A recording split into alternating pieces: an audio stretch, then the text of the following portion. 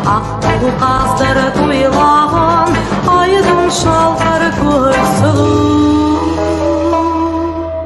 өзгеден дейін сұлу өмірлік достың сұлу өзім сүйіп ұнатқан. Саламатсызба, мен номер 7-ші Тұра мектеп гимназиясының 10-шы А сынып оқушысы Қожакелді Асемай.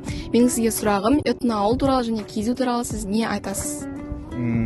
Ассалаумағалейкум, құрметті қазақ елі.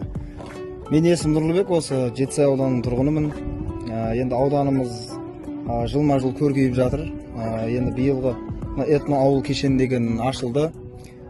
Жалпы қазақи ұлттық құндылықтардың бірі осы мынау киіз үйімізден басталады ғой, болса да, ол ежелгі ата бабамыздан бері келе жатқан, қыста қыстауға, жазда жайлауға дегендей.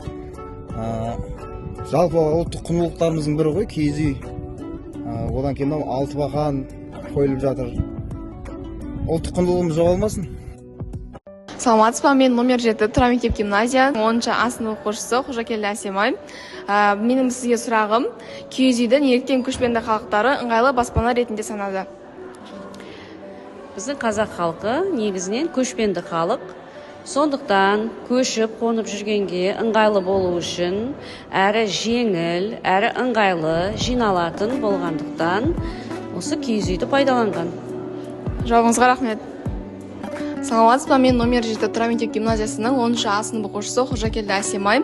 Менің сізге сұрағым, киіз үйдің ішінде температура қыста жылы, жазда салқын болуы рас па? Саламатсың ба? Мен осы аталған Тұран мектебінде 5 пен 7 сыныптар бойынша оқу ісі орынбасары боламын. Дұрыс сұрақ қойдың. Киіз үйге бұл киіздің жабылуы жазда салқын болады, қыста жылы болады.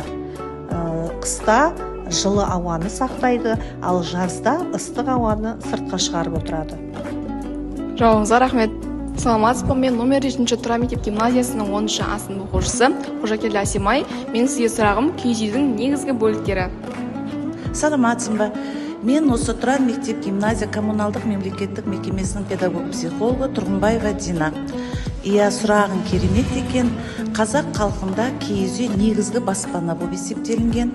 Ол оқ кереге шаңырақтан 3 бөліктен тұрады, және ол қазақ халқында көшіп қонуына өте ыңғайлы болғандықтан тез жиналып, тез құрылады. Сондықтан көшпелі қазақ халқымыздың негізгі баспанасы болып есептелінген. Енді сонымен қатар сол 3 бөлікпен қоса ішінде қазақи нақыштағы түрлі әбзерлермен безендірілген. Жауабыңызға рахмет.